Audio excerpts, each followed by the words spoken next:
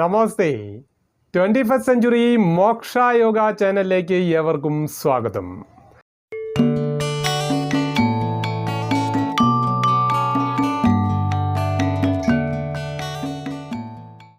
ഇന്നത്തെ നമ്മുടെ topic Covid vaccine ഉടൻ.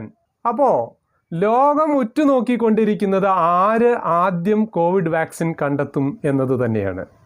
2020 മനുഷ്യകുലത്തെ പൂർണ്ണമായും തരിപ്പിച്ച് വിറപ്പിച്ച് നിർത്തി ഈ കോവിഡ് എന്ന ഇത്തിരി കുഞ്ഞനായ ഈ വൈറസ്. ഇന്ന് അതിനെ കീഴടക്കാനുള്ള ശ്രമത്തിലാണ് ലോകരാജ്യങ്ങളെല്ലാം തന്നെ, ഇന്ത്യയും. എന്നാൽ അതിൽ മുന്നിട്ട് നിൽക്കുന്ന രാജ്യം ബ്രിട്ടനാണ്. നമുക്കറിയാം, UK ആദ്യം തന്നെ ഗവേഷണങ്ങൾ നടത്തി കോവിഡിനുള്ള വാക്സിനും കണ്ടെത്തി. അത് നമ്മൾ പത്രങ്ങളിലൂടെ കാണുകയുണ്ടായി. എന്നാൽ അതിന് തൊട്ട് മുൻപ് തന്നെ റഷ്യ കോവിഡ് വാക്സിൻ കണ്ടെത്തുകയും അവരത് ഡിക്ലെയർ ചെയ്യുകയും ചെയ്തു. എന്നാൽ കൂടുതൽ ഫലപ്രദമായി ജനങ്ങളുടെ ഇത് കുത്തിവെച്ച് വിജയിച്ചു എന്ന് മുന്നോട്ട് വയ്ക്കാൻ സാധിച്ച രാജ്യം ബ്രിട്ടനായിരുന്നു. എന്നാൽ ഈ ബ്രിട്ടന് അവസാന സമയത്ത് അതിൻ്റെ പരീക്ഷണങ്ങളുടെ ഭാഗമായിട്ട് കുത്തിവെച്ച് അതിൻ്റെ കൃത്യമായ ഡാറ്റാസ് എടുക്കാൻ പലപ്പോഴും സാധിച്ചില്ല. ചില പിഴവുകൾ വന്നു എന്ന് ആ രാജ്യം തന്നെ സമ്മതിക്കുകയും ചെയ്തു. അത് പ്രൊഡ്യൂസ് ചെയ്ത കമ്പനിയുടെ പേരാണ് ആസ്ട്രാസെനേക്ക. അപ്പോൾ ഈ ആസ്ട്രാസെനേക്ക തൽക്കാലം അത് പിൻവലിച്ചു. അപ്പോൾ ബ്രിട്ടനിലുള്ള ജനത്തിന് ഇത് നിലവിൽ കുത്തിവെക്കാനുള്ള എല്ലാ തയ്യാറെടുപ്പും ആ രാജ്യം നടത്തിയിരുന്നു.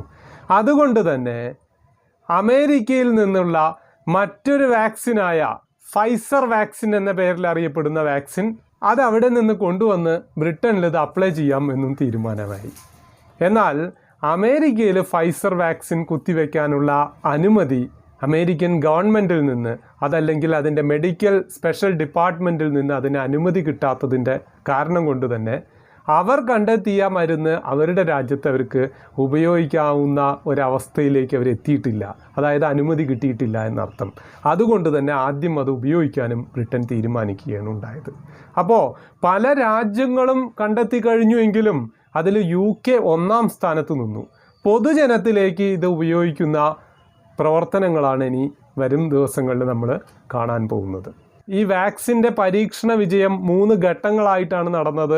4 കോടി വാക്സിനുകളാണ് ആദ്യം ഉപയോഗിക്കാൻ പോകുന്നത്. അതായത് ഒരു വ്യക്തിക്ക് 2 വാക്സിൻ എന്ന രീതിയിൽ 2 കോടി ജനത്തിന് 4 കോടി വാക്സിനുകൾ. ഇതാണ് ആദ്യത്തെ ഒരു ഡോസ് ജനത്തിലേക്ക് കൊടുക്കാൻ പോകുന്നത്. മറ്റൊരു വാക്സിൻ കൂടി തയ്യാറെടുത്തുകൊണ്ടിരിക്കുന്നുണ്ട്. അത് അമേരിക്കയിൽ തന്നെയാണ്. അതിൻ്റെ പേരാണ് മൊഡേണ വാക്സിൻ. ഈ മൊഡേണ വാക്സിൻ ചെറുപ്പക്കാരിൽ കൂടി പരീക്ഷിച്ച് വിജയമൊക്കെ കൈവരിച്ചു കൊണ്ടിരിക്കുകയാണ്.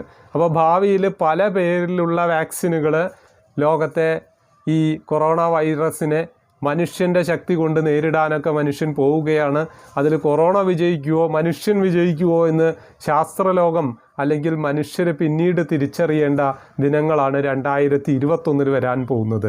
വാക്സിനുകൾ കൊണ്ട് കൊറോണ വൈറസിനെ എങ്ങനെ കീഴ്പ്പെടുത്താം എന്നത് തന്നെയാണ് ആധുനിക മനുഷ്യൻ്റെ സദാസമയമുള്ള ചിന്ത.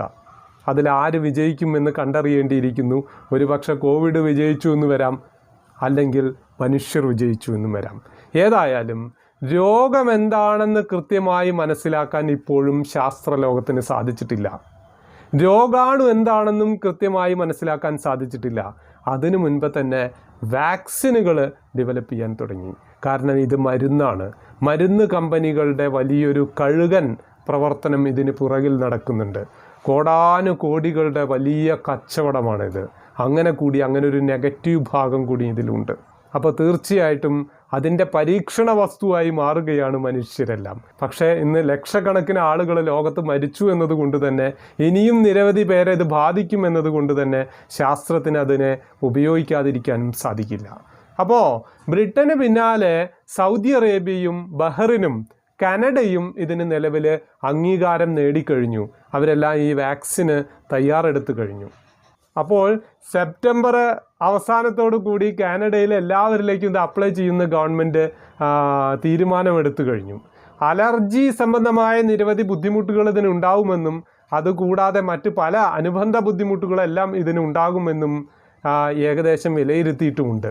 ഏതായാലും 2021 ജനുവരി പിറക്കുന്നതോടുകൂടി കോവിഡ് പോകും ഭൂമിയിൽ നിന്ന് എന്ന് പ്രതീക്ഷിച്ചിരിക്കുന്ന വലിയൊരു ജനവിഭാഗമാണ് ഇന്ന് ലോകത്തുള്ളത്. എന്നാൽ കോവിഡ് 2021 ശക്തമാകാനുള്ള സാധ്യതയാണ് നിലവിൽ കാണുന്നത്. 2021 വാക്സിനുകളുടെയും കോവിഡുകളുടെ ഒരു അതിപ്രസരണത്തിൻ്റെയും കാലമാകാനാണ് സാധ്യത.